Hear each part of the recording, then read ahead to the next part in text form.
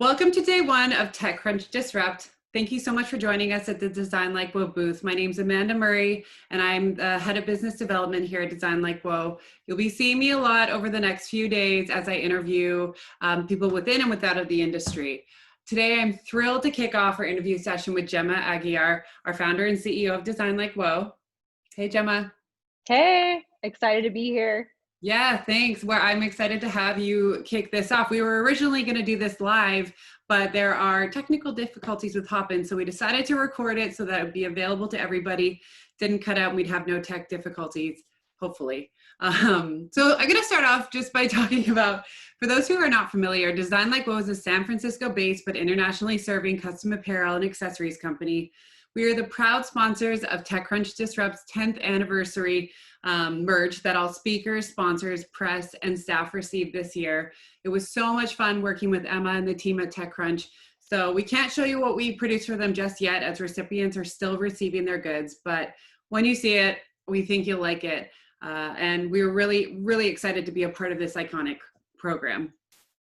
Today's conversation with Gemma, I really want to talk a little bit about the company, how you grow and develop talent, partnerships that you've established to help grow your business, and some challenges and opportunities you've seen over the last few months. It's been a wild ride, and I think you have some very applicable knowledge to share. So let's kick it off by saying, Design Like Whoa started a decade ago. What inspired you to start this company? I love telling this story, but you'd be sitting here all day if I told it in full. So I'm just going to make it short and sweet. Right out of college, I moved to Los Angeles and I entered the corporate world. I started a career path in advertising, but just right off the bat, I just knew that it wasn't for me. One of the things I just really didn't like is that my growth would be capped. I just didn't like the idea of having to climb a ladder year after year in title or salary or otherwise. I just wanted something that was a little different, and I just wanted something more challenging and just creative.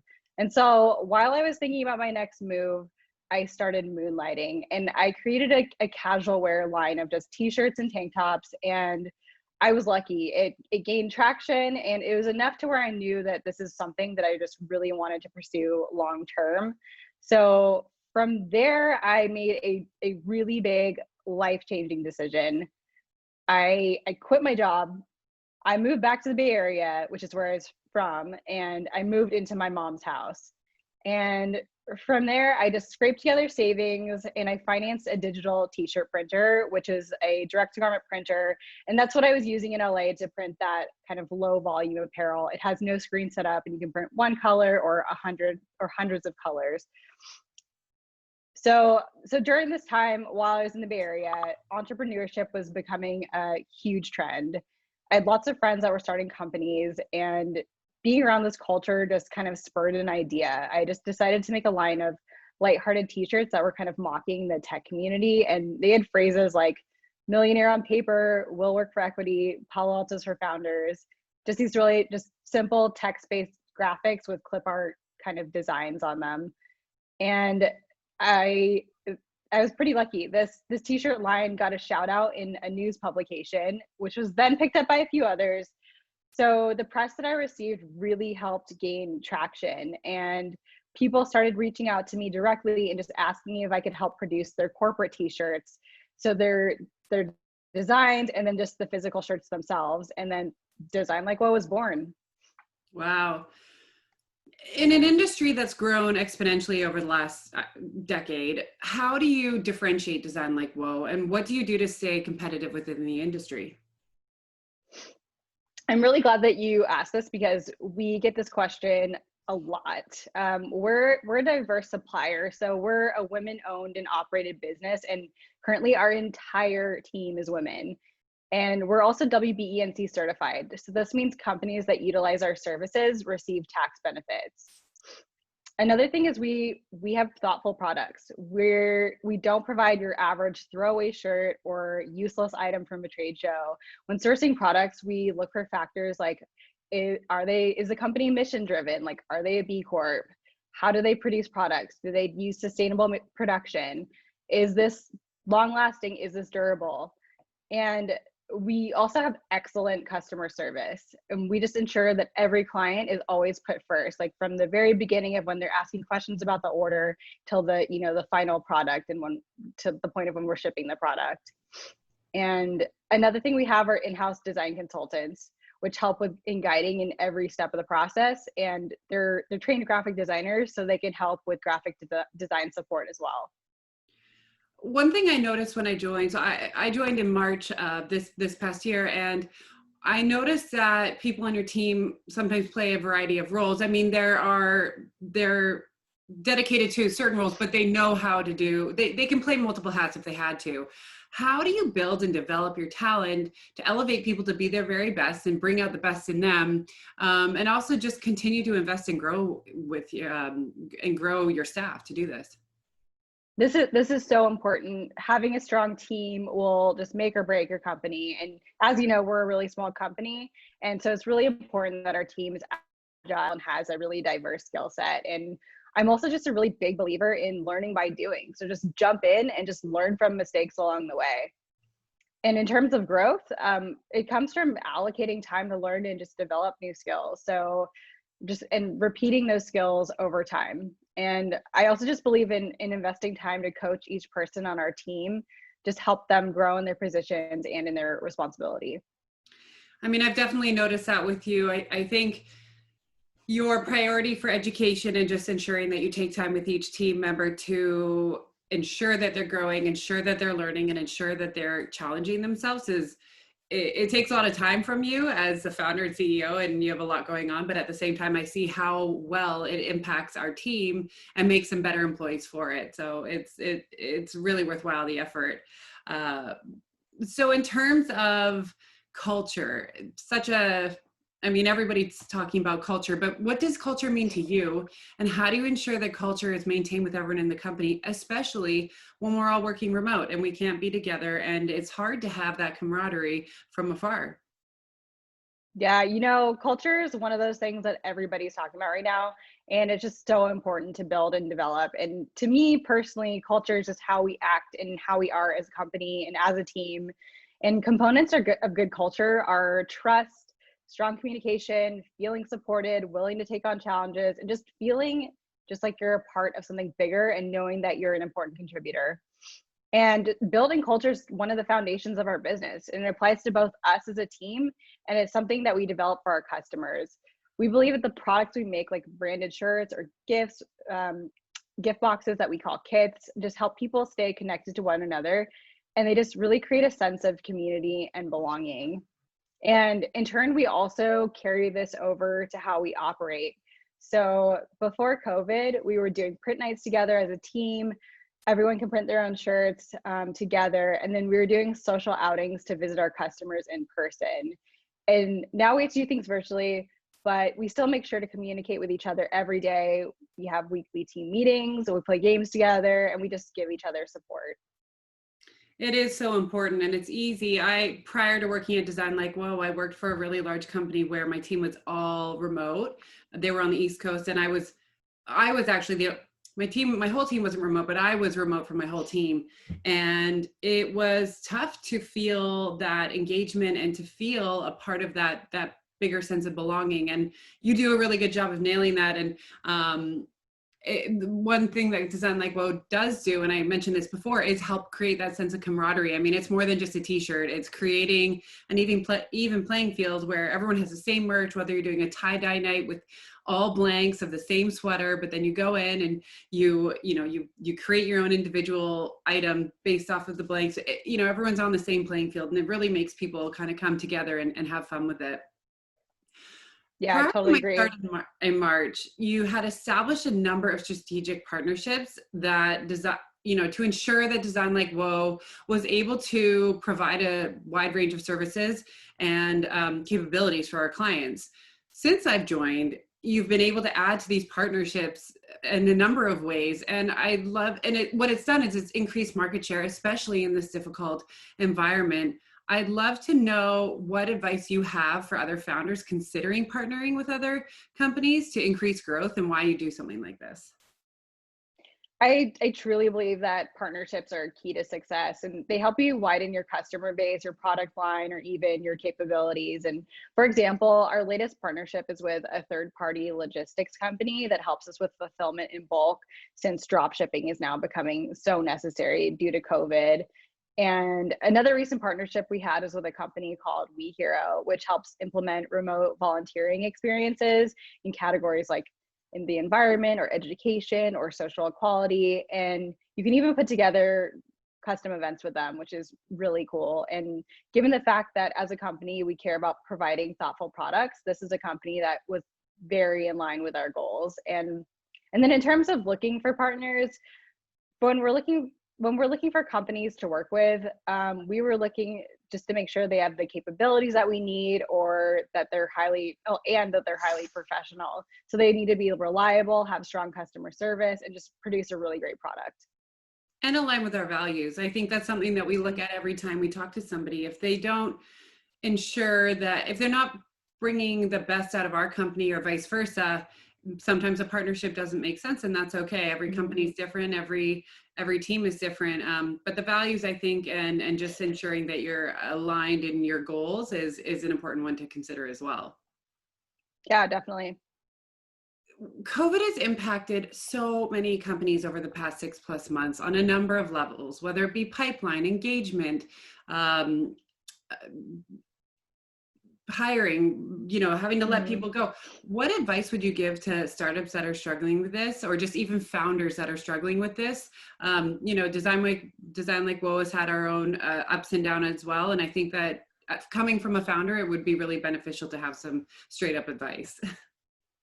It's definitely a struggle. It's a struggle for everyone, and it's required really quick thinking and just quick action. And my advice is just be open, be agile, and just be really quick to pivot into new areas. And for example, as soon as COVID hit and we were required to shelter in place as a team and as a city, we developed a gift box that we called a shelter in comfort kit that was meant for companies to send to clients and prospects and teammates to keep in touch and just show them that you still care. And this package includes a lot of different things, but it includes like some of the core things are masks, hand sanitizer, and a handwritten note. And this is a product that has now become more mainstream, but we were actually the first to market.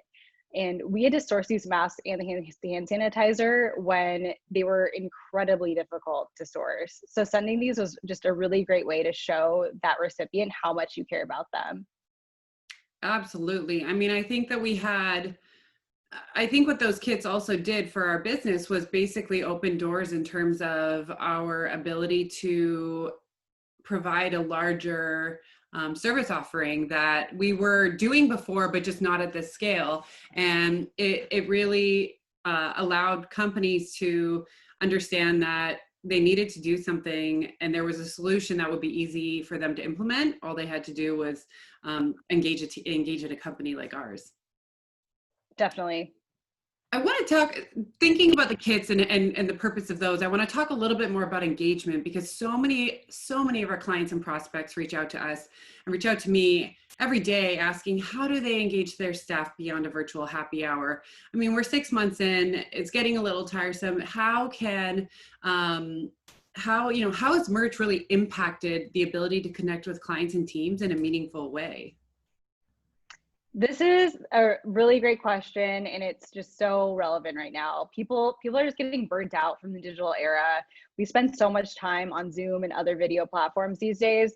So a great way to do something different is with something tangible, and it's just something as simple as a t-shirt or a handwritten note that will show people that you care, and it'll really boost morale and that sense of connectedness.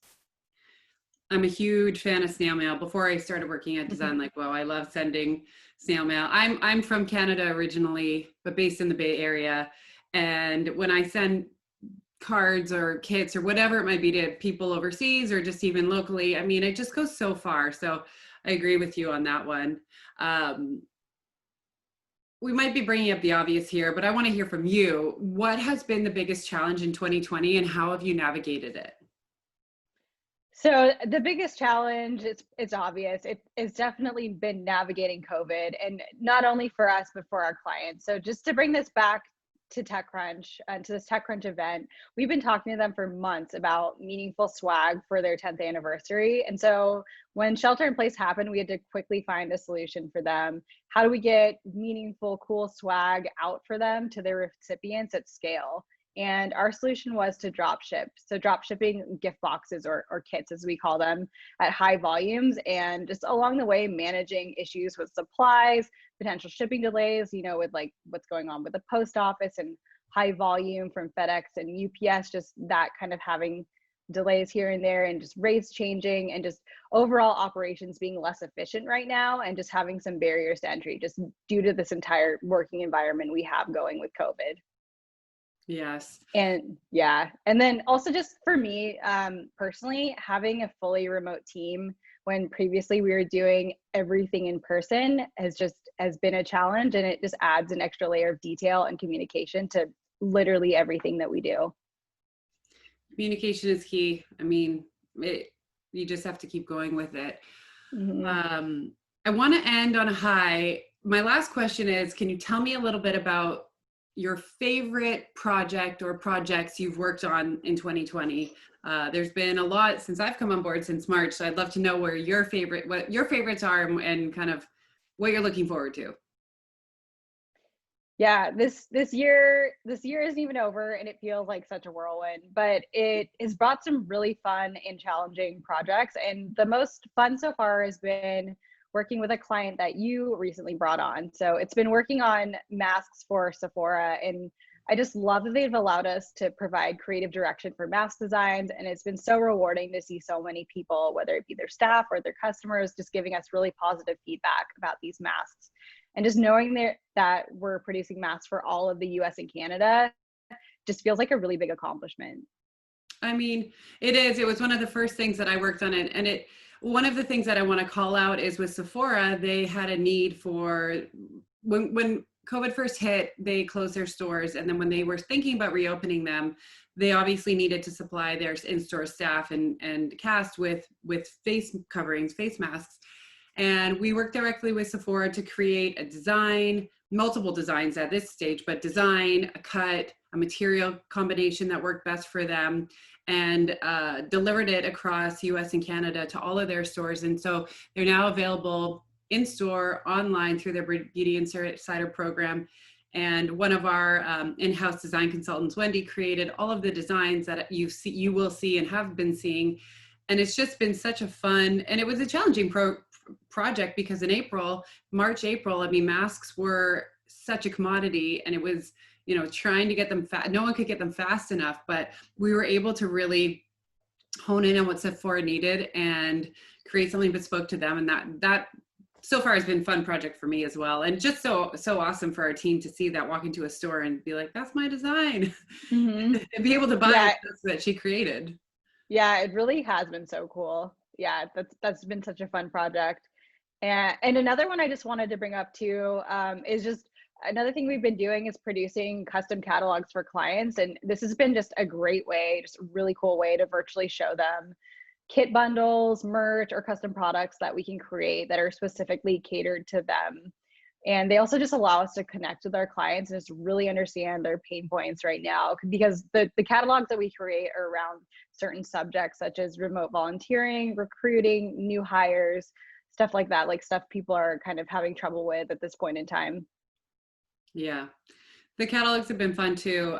There's just, the fun thing about a custom apparel and accessories company is there's no limit in terms of what you can create and what you're producing and the ideas that come forth. It's really fun. So, I encourage everybody who's listening, and for those who are watching after the fact, reach out if you ever have any questions or want to know more about our business, what we offer, how we can work with you, how we can work with your company.